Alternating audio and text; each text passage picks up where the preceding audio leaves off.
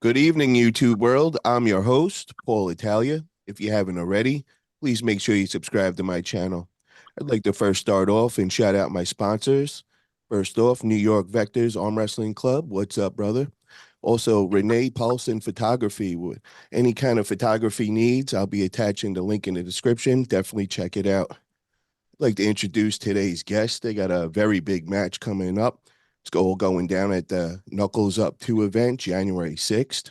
We got Jason Merlo and Tom Holland. What's up, fellas? How you guys doing tonight? What's up, Not gents? too bad. Not bad. Not bad. So I want to kick this off. I kind of want to just, break down both of you guys, how you got into arm wrestling, how long you've been in the sport and all. So I'm going to start off with you, Tom. How long ago did you find arm wrestling and how did you find arm wrestling? Right. Well, I started when I was 15 years old in 2007. But the funny thing is, I've been brought up with it all my life because my parents used to arm wrestle back in the 90s.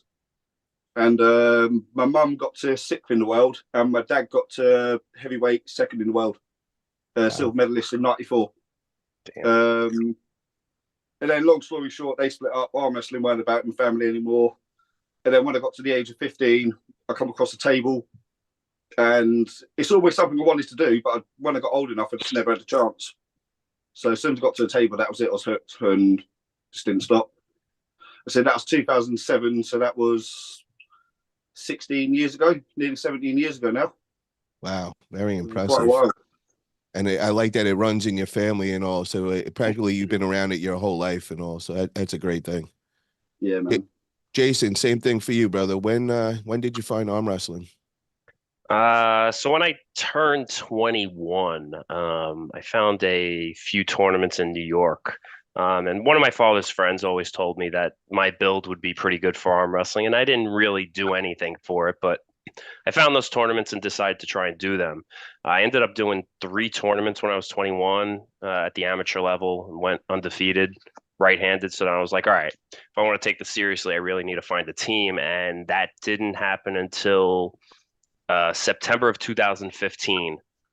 So my actual training on the table started September of 2015. So I've been in the sport now for 8 years, actively training at this level. So yeah, and that's kind of how it took off. Once I did those tournaments at the amateur level, I was kind of hooked. But like I said, in order to condition myself, I really needed to find a team, and that's what happened. Okay. So Tom, you got into it 16 years ago. Where Yeah. did you grow up? Well, I was born and raised in a place called Luton in Bedfordshire, just outside London. Okay. And And I moved about a little bit around the country and that. I moved up north at one point. I lived close to Neil Pickup. This is before I started arm wrestling. But I always knew about him like from back in the day and that. But yeah, I basically is when I first moved to a place called Slough. That's just outside West London, basically. I found a club there. Is decent bunch of guys. And yeah, like I said, just as soon as I started, it's one of them things that you just get addicted. You can't stop. so what I wanted to ask you, brother, is back in 2017 in that area where you grew up and all, what was the state of arm wrestling? Was it mainstream? Was there a lot of teams around? Was it kind of like just very underground? Where was it at then? Yeah, well, in the UK, it's never been well. Like I said, back in like late '90s, early 2000s, it was big over here. And in the time that I was coming into it, it wasn't dying out, but there wasn't as many numbers, and it's still top level athletes, but not the numbers weren't there. Some reason, one reason or another, I don't know. So in the UK, you can pretty much guarantee who's going to win each weight class on the day. Do you know what I mean? There was like you had the top guys, and then there weren't really many people that were competing with them in most weight classes. Um, the So, most competitive weight classes were the lightweights. okay. Now give me an idea. How many people were on your team when you first found and you got linked up with the first team you rolled with? How many guys were part of that team then? All right, so you're probably looking about 20, 15, 20 guys. Or say 10 or 12 on a regular basis, like 2 times a week, 3 times a week. And then you get the other guys that come like fortnightly or once a month or whatever because of other commitments and that. But we'd have a solid like 10 or 12 every session. Now, what would you say from 2007 until today? Has it grown? Has it stayed the same? Has it declined? Massively grown in the UK, especially. All around the world it's grown, isn't it? But yeah, in the UK it's booming now. We started this new organisation called the PAA, the Professional Arm Wrestling Association, UK and Ireland. And since that started, for some reason the numbers have just gone way, way up. Like we had I think nearly 120 at the novice championships, amateur championships, which over there is not that much, but over here that's like a massive number. When considering about 8 or 9 years ago, probably 10 years ago, we was getting like 40, 50 at the pro nationals. So that's what I mean. The level's always been like quite good over here, like quite high, but just the numbers weren't there. What do you contribute to the growth, would you say? Is it what you just said, that organization, or is it just that it's growing across the world and everybody's just starting to hear about it now? It's a mixture of both, really. One time that it did boost in the UK was during COVID times. Because everyone was locked in at home and everyone was looking at new stuff all the time. A lot of people have come across arm wrestling, and it is one of the things, like I said, as soon as you get into it, it's hard to get away from it. And you see all the podcasts and that were going on over the COVID times, and I got a lot more interest in it. And like you've actually got fans now coming from Canada flying over to watch an Arm Gods event in Ireland. You know what I mean? Like you're getting like really proper fans these days. It's that's what it's needed, and this is the start of it, in my opinion. Nice. Jason, I got the same question for you, brother. I know you started back in 2015, 8 years ago. So what was arm wrestling looking like then for you? I mean, look, it was more of like a pipe dream for me. Like, I trained with guys like Bob Sowick, Marcio Barboza, which I still do. Um, and, just looking at it from sort of like an outsider's perspective, it's more of like a fan. And I didn't really expect for myself to get hooked at the extent that I'm at now. So it was very interesting, and that was a little bit right after Game of Arms and all that stuff. So kind of saw that and was like, this is probably a real thing. And same with here in the States. I think, as you know, Paul, too, with COVID, obviously that boomed arm wrestling here in the States as well. So yeah, so that's a little bit of what I saw from my vantage point. Now, give me an idea. Back in 2015, the first team that you hook up with, how many guys were over there then? So that was definitely a lot. And that was like consistently 20, 25 guys every week. And that was 3 hour practice every week. And like I said, it was pretty consistent with a big team. And that was awesome. That is where my roots are, and that is the only reason why I'm here today, because of that exposure that I received and my consistency at the table back then. So that was super important. Would you think that it was because of like Game of Arms being aired and all that was getting a lot of eyes on the sport, and that's why your team was so big back then? That definitely could be a thing because, being in the New York area as well with, guys like Mike Cilieris, Mike Aiello, and that whole team from New York, that could have helped that exposure. And I think that's why those New York tournaments really prospered back then, because of Game of Arms. And like I said, that was definitely one of the things that I had caught my eye when I was just starting to get interested in the sport. So I think definitely played a big role in a lot of people getting started at around that time. Now, Jason, today, what is your practices looking today? Is it bigger? Are they same size? A little smaller, but it's also different. With my availability, it is different. So I'll usually probably train on the table every 2 weeks. I would like to get more, but it's hard. It's hard with life. But with that, I definitely have a lot of different focus on gym time because I believe, one of my weaknesses is pure strength. So I think that has helped me, even though I have been off the table a lot less than I used to be. I think it has helped me grow to where I'm at today. Okay. So, guys, I want to get into this big event we got coming up, and it's from the High Five Arm Wrestling Club. It's Knuckles Up to this their second major event they're throwing. It's going down January 6th, and they put together an amazing card. Also want to make mention, guys, we set this interview up, and it was kind of hard for all of us to coordinate. I'm on the West Coast, Jason's on the East Coast. Tom, I think it's midnight right now over there for you.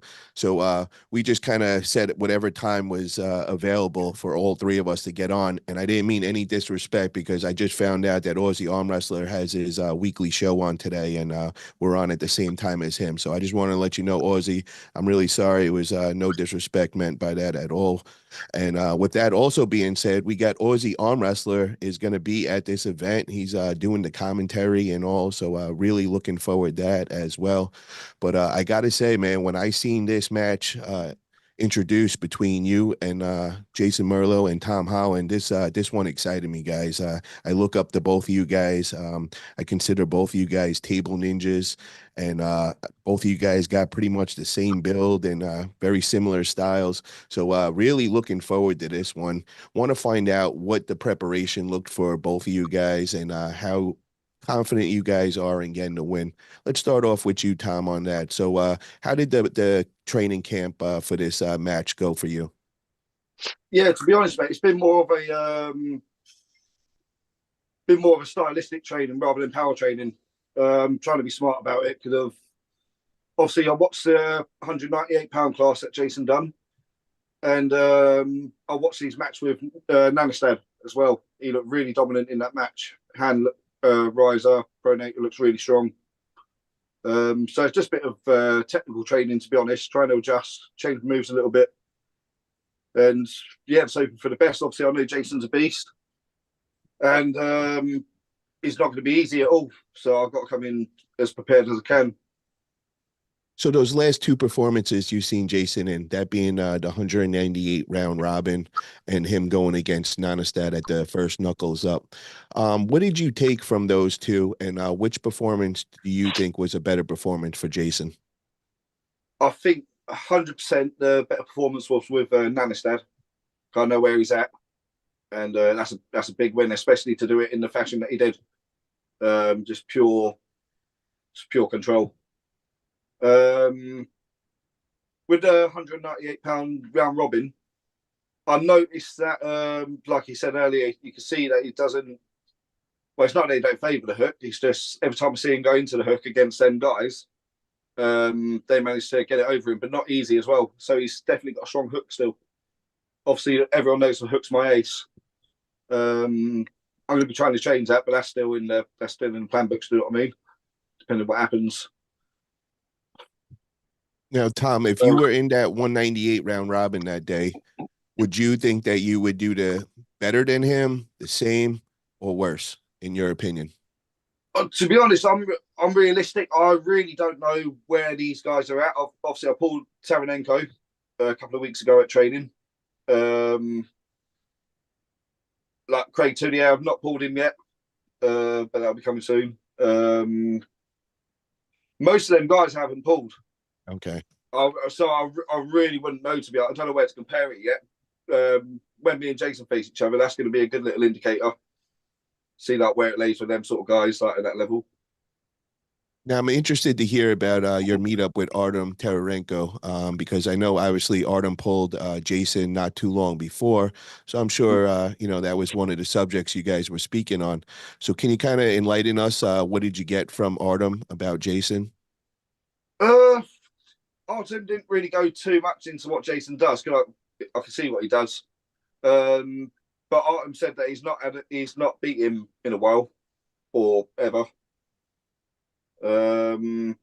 He feels like he can, but he just feels like he can't access what he needs to access with Jason. But yeah, I felt good with Artem, especially left arm. I felt good. Obviously, it's trading mode. I'm sure we both say the same thing. We think we could beat each other in tournament or super match. But yeah, I felt good with Artem. I surprised myself, to be honest. I thought, because of his performances lately, he's been looking really strong. So I was surprised with how close we were in strength and stamina. How was it matched up with that right arm? Were you who got the better of each other that day? Did you find that out? Yeah, well, again, we didn't go all out, but I mean, I took him down more time. Like we weren't really going for takedowns and that. He just burnt out before me. Every time he burned out, I was taking him down. Like just like giving up after like a 2-minute war sort of thing. But we're not like going. We didn't go flat out once. Like we're just building into it, just slow powered, keeping it on. Just getting a really good session. To be honest, we didn't do any serious matches. Now, Tom, what was your last major super match that you had? The last major one was where was it? I pulled Adrian Popescu in Arm Wars. How long ago was that about? What's that, mate? How long ago was that? Because I know they taped them before. So how long did that actually happen ago? I think that was in I must have been in like June. I think July. Okay. June, July, maybe a bit later than that. No, to be honest, I think it was August. So Okay. it should be released soon. Now I can't say much about it, but that's definitely the best match I've had with Popescu, Adrian Popescu. I wish we could get a little answer of what happened and all, but I know you can't speak on it. It's like a little tease right now. Yeah, I think it'll be out soon. To be honest, it's worth watching. Okay. Now, Jason, I want to ask you a few questions now. First off, how is the training camp going for Tom? Training camp's going well. It's definitely different. I think Tom presents a unique challenge for me. And I think Tom at 198 pounds, 200 pounds is a different Tom Holland than a lot of people have seen. So I think this is a different animal that not a lot of people know. And that's something that I'm very cognizant of. Now, what is so different about him? Like, is it his style? Do you see it presenting a problem for you? Yeah, so his style and his height, he has a long lever, he's super lean, and he has a lot of reach. So with Tom, I think angles are going to be super important for me to pay attention to. And like I said, I really think a 198 Tom Holland presents a lot of problems. So I see this as a unique challenge for me. Um, and, you know, I think with Tom's experience, Tom has been at this level for years and years and years. Granted, at a different weight class, but he's been at this level. So he has this exposure and he knows what he's going into. So I see myself as a big underdog, to be honest, even though Tom is jumping up in weight. Um, and I think that is the realistic, I think that's the realistic scenario of where we're at here. So um, I'm really excited because it's that his style's going to be a challenge for me. So let me get this straight. So we have set a weight cap of 198 on this No, match? No. Okay. No, there's not really a weight cap.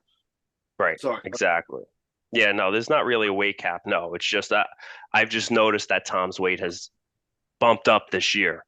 And just knowing that Tom's weight bumped up like that with his style, that means there's going to be more horsepower behind him. And like I said, that's something I'm very cognizant of. So that's why I think this presents a unique challenge for me. And getting this opportunity against Tom, I could really make a big statement.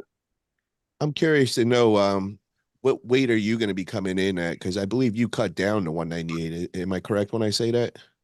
So yeah, this year I've been a little heavier than I've ever been, and I think it's been because my training has been on another level this year. My training has been really, really good. Just things have fallen in line here. So I think for this match, I'll probably be walking in around 203 to 205 is probably going to be my weight. So that's where I'm going to be, and I think that's where I'm going to comfortably sit. But yeah, no, like for the 198 round robin, I usually wake up in the mornings around 202. So hitting that 198, it just means drinking a little less water the day before. Okay. And Tom, what's your weight going to be? What do you predict that day of January 6th to come in at? To be honest, right now I'm about 87 kilos. I don't know what it is in pounds, but I'm looking to be around like the 90 kilo, 198 pound, like over Christmas and that. Okay, so we got 87 kilograms comes down to 191 pounds. So you're sitting at about 191 right now, and we could expect to see you around 198 that day. You're thinking? Yeah, with a load of food in my belly. Yeah, we got the It's all extra holidays weight coming up. so it's all right. Makes sense. Now I got to ask Jason, you made the statement with Tom's height and dealing with that problem. Now, when you said that, the first thing that shot to me was seeing you at Knuckles Up One and you went against Nonistat, and I was just couldn't believe how tall that dude was in person. Like that was nuts. So is Nonistat taller than Tom, or is Tom close to that height? No, I believe Nonestad's probably like 3 inches, 2 or 3 inches taller than you, Tom. It's got to be. It's got to be. What is he Yeah, like 6'6"? Six yeah, he's six, like I six believe, six. right?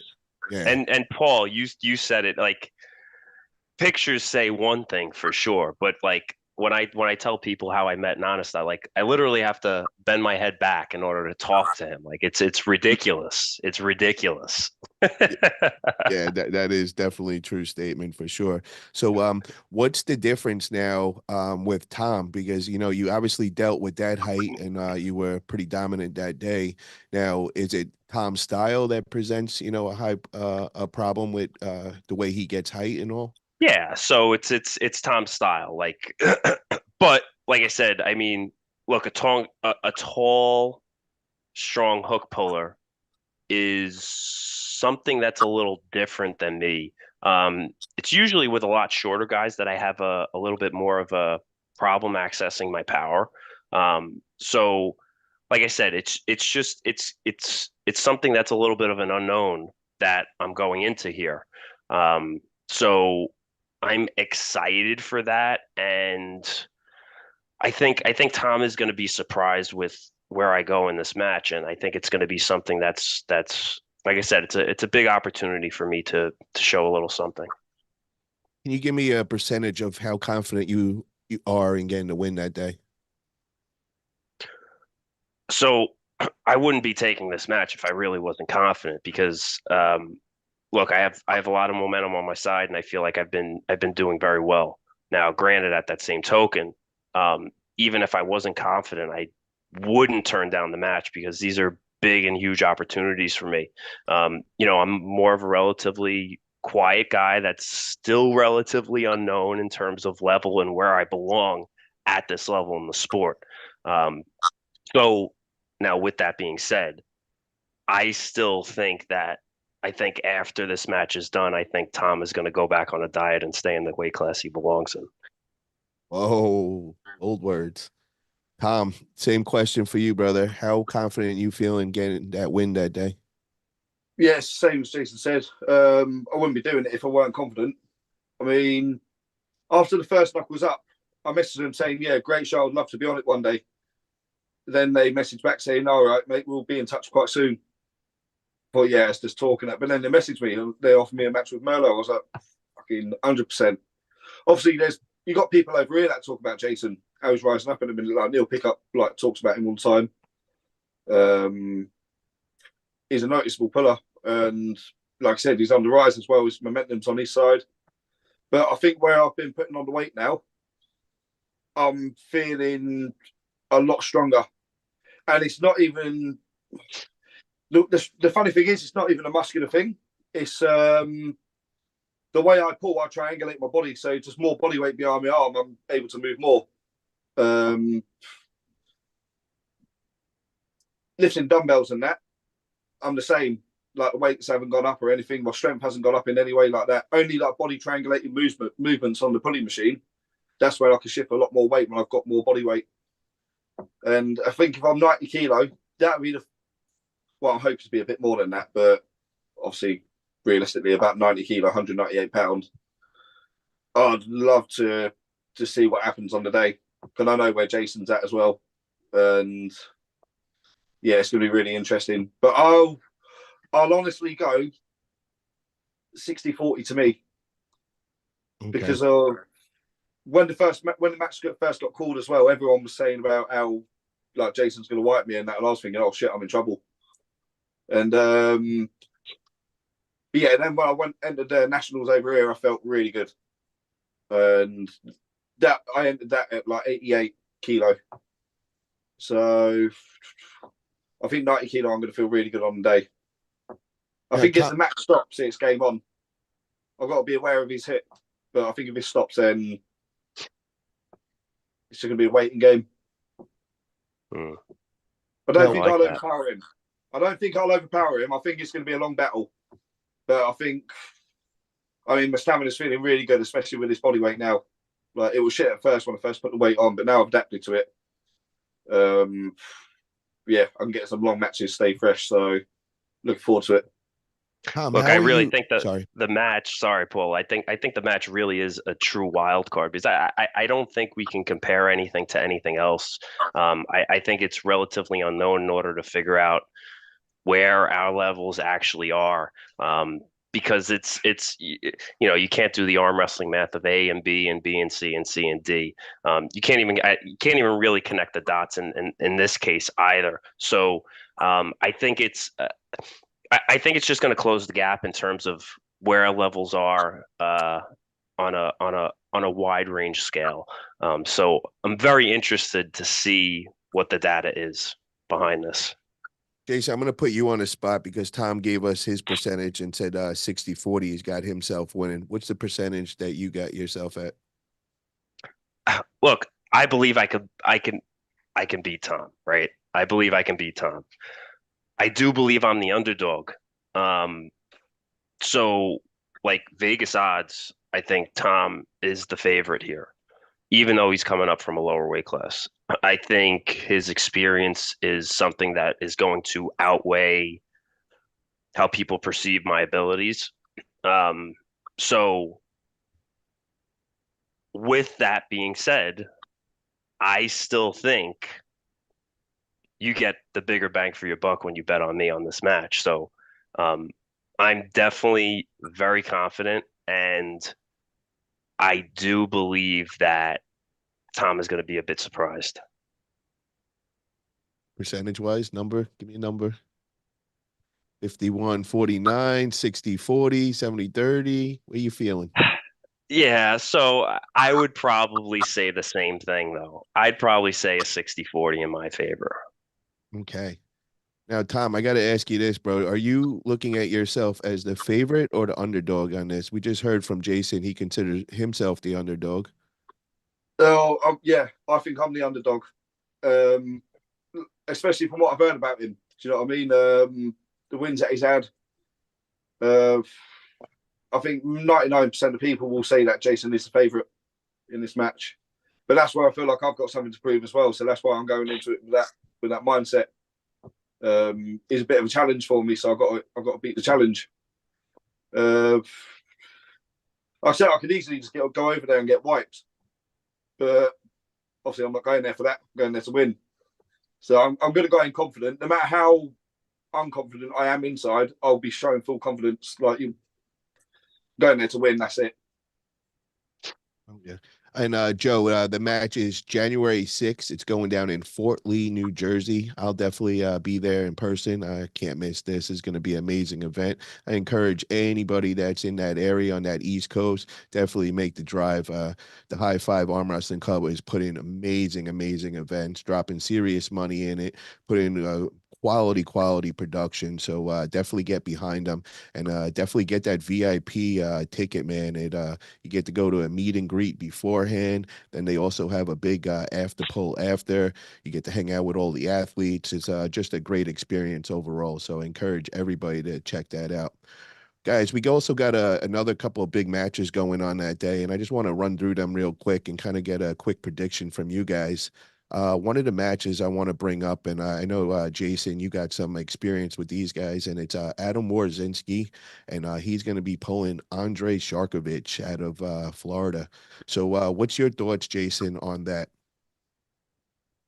I have to say, I think Adam is going to be a big underdog in this match. I think Andre Shark has been showing a huge incline in his abilities and his dominance. I do believe that Adam is going to be serious underdog here, and I think Shark really has a significant advantage against Adam here, and hopefully Adam's weight comes up a bit in order to combat that. I'm not sure if they have a catch weight, but I think Shark has a big advantage over Adam right now. Yeah, for what I hear is in their past prior meetups and all is Charkovich has the overall better record. I think I don't know if Adam has ever got a win on him, but it's definitely going to be interesting because I think this is the first time they're actually meeting up at the same weight. I know the couple times they did meet up in a tournament, Adam was pulling multiple classes, and it's always hard to judge from that. So, Tom, I got to ask you the same thing. I don't know if you have too much experience pulling any of these guys, but just from being an arm wrestling fan yourself and seeing them in action, what is your prediction that day between Adam Warzinski and Andre Sharkovich? Again, like you said, I've never pulled any of them before, never met them before. I've seen a lot of their matches though, and yeah, Sharkovich is looking pretty good at the minute. I mean, Adam's got a really good position in the hook as well. He's good. He's really good at like stopping, locking, loading, and he's a strong guy. But I think Sharkovich is going to be a bit too much on the day.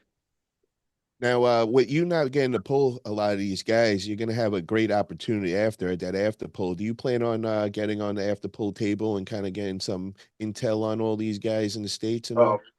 100%. Make the most of it while I'm there. Like pull everyone, anyone, and everyone. Hell yeah, Yeah, man. Tom, if nobody votes for our match left-handed, then we get to pull left-handed on the after table. Yeah, man, I'm on that. Yeah, definitely. Do you favor you left? So in recent years, yes. However, for whatever reason, my right has been coming along a lot this year.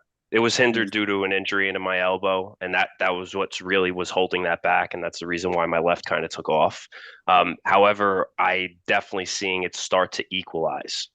So I think there's going to be a pendulum shift after eventually soon. I'd say within the next 6 months, where my right is going to surpass my left, actually. But like a lot of people know me for my left hand, but they always forget about my right. And like I said, my right has been coming on. So yeah, so right now though, both arms are super healthy. So yeah, so I would say me and you pulling left-handed would be pretty damn good too after what I saw you with Artem.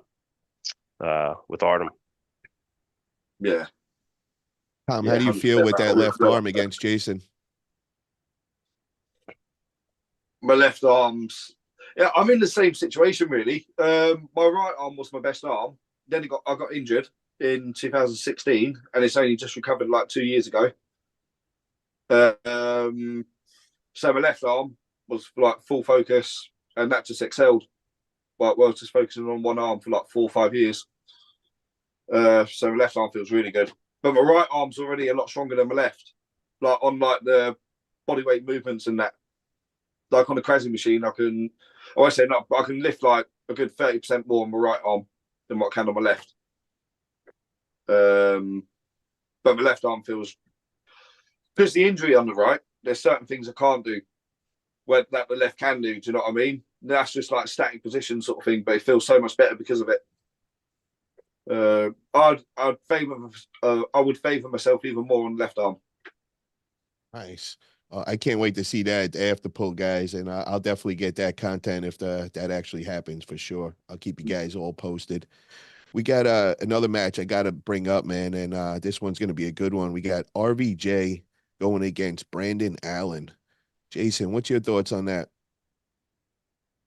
I think that I think RVJ is going to put on a clinic, to be honest with you. I think RVJ is going to put on a clinic, and I think RVJ is really going to prove a point. I think he's probably hungry to prove this point, just to say, you know, somebody's going to challenge him at that level, you know, sort of like an arm wrestler, but not an arm wrestler. So I think RVJ is going to really, really try and prove a point here. Yeah, that would be impressive too, because I just seen Brandon this past weekend. He was at the event in Phoenix, Arizona, and dude was looking huge, bro. I think he's a little over 300 pounds, and he's all trained up, and he's really, really focused on this RVJ match. He sees this as a great opportunity. So I'm really interested to see, man, because I know RVJ is a lot smaller than him, and I want to see where RVJ actually is, if he's really been putting in the work and really taking this seriously. I hope he is because I really want to see him active and just getting out there more. Tom, Yep. I got to ask you the same thing, brother. Do you know much about Brandon Allen? Brandon Allen's a big power lifter out in the States and all, and also a very pretty good arm wrestler. Had a couple of big matches and all. What's your Yeah, thoughts on that? I've never seen him pull Brandon Allen. Obviously, RVJ, I've seen him pull a load of times. Met him a few times. And I think there's two versions of RVJ though. Like you said, you got the focus, fully trained RVJ, and RVJ that just goes in relaxed and don't really care. Do you know what I mean? There's two completely different versions of him, and I think now he's got the bug for it again. He seems like he's on it now. He's got a few big matches coming up, and I think he's looking to start building momentum again. Like I said, I think he's going to try and prove a point with Brendan because he's a power lifter. Not been arm wrestling as long as RVJ, I'm guessing. He's going to try and prove a point, and I think he's going to deal with him. Yeah. The other thing that's real interesting about this is also on the card we have Ryan Bowen, and he's going against Bok Sung Lee Yoli. I'm sorry, I'm butchering that up, from South Korea and all. But what's really interesting is Ryan Bowen and RVJ are going to come together in the same room, and we know for like a couple years they were going back and forth with each other. We were trying to make this match actually happen. It would get set, then it would get canceled, and it was just like so much back and forth. So I'm excited just to see these two come in together in the same room and to know that we're going to have an after pull going on, and is most probably I see them two gripping up and all. So I'm really interested on that as well. So Jason, what is your thoughts, bro, if RVJ and Ryan Bowen rip up? Now Ryan's a lot bigger than he was 2 years ago. Do you think this is going to be could be a close match, and would you like to see it? So I can't wait to have the lunches and the dinners and the breakfast with them two guys being around each other. That's what I can't wait. As I know there's going to be a lot of bickering, and I'm sure Ryan's going to try and sit at the same table as RVJ, and I can't wait to just be a fly on the wall to watch this. And that is where the true entertainment is going to be, and that could get RVJ going. And you know, Ryan does look a bit different now with the weight that he's put on. He definitely looks a lot more complete. He looks like he has a lot of options, a lot of options. So I think it makes for a more interesting match now. Now, granted, these guys are not going to be fresh pulling after their matches. So I wonder if RVJ is even going to give Ryan the opportunity to grip up with him. That's what I'm kind of. I don't know if RVJ is going to do it.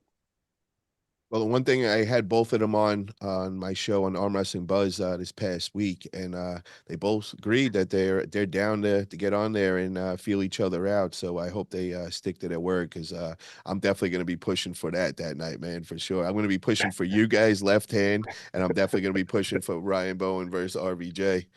But I got to ask you, Tom, the same question, brother. What's your thoughts on RVJ possible Ryan Bowen matchup? I think RVJ. I think RVJ would be too much for Ryan still. Like honestly, I think he's just too big. His power and direction might be a bit too much for Ryan to deal with. But we've seen Ryan do some crazy things lately. I mean, we've seen him in the match with Stoiker. I didn't expect that at all. Did any of you see that? Oh, Yes. yeah. Yes. Did it. He beat Stoica Bogdan 6-0 or 5-0. That How was big is really Stoica's hand, Tom? How big is Stoica's hand? it's about the same size as mine. He's got quite a big hand. It's not like thick or it's not too thick or anything. It's just probably like the same size as my hand, like just Yeah, average. Really.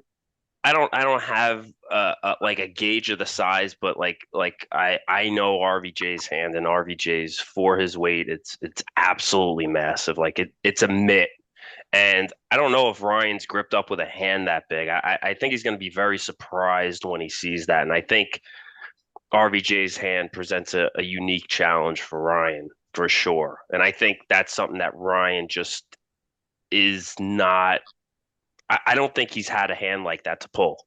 I really don't. Yeah, I mean he's obviously been pulling guys like Lachlan, but obviously that's the average side hand again to Spick, Right. Matty Rang, Morris.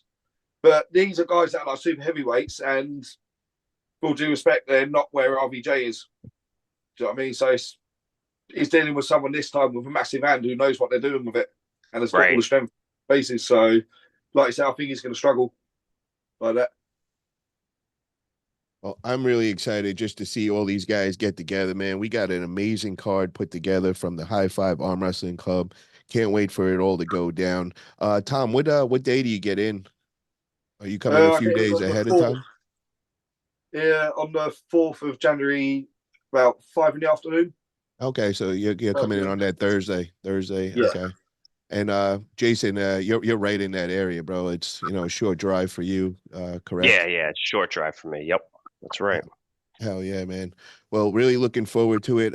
Shout out to the High Five Club again. Really appreciate everything they're doing. Is there anything you guys would like to shout out as far as social media platforms where people could get a hold of you guys? You go first, Tom. Just get me on YouTube, Lean Machine Arm Wrestling. Doing a weekly show on there. I'll be posting up some training videos soon, leading up to the match with Jason. And appreciate it if you can all get over and subscribe, build numbers up a little bit. And Jason, what Awesome. about you, my man? Yeah, so I mostly post a lot of stuff on Instagram now, so that's really dedicated to my advertising of, I guess, my brand, you should say. So check me out on Instagram, Jason the Fine Wine Merlo. Good nickname as per the Aussie arm wrestler that he came up with, and it fits pretty well.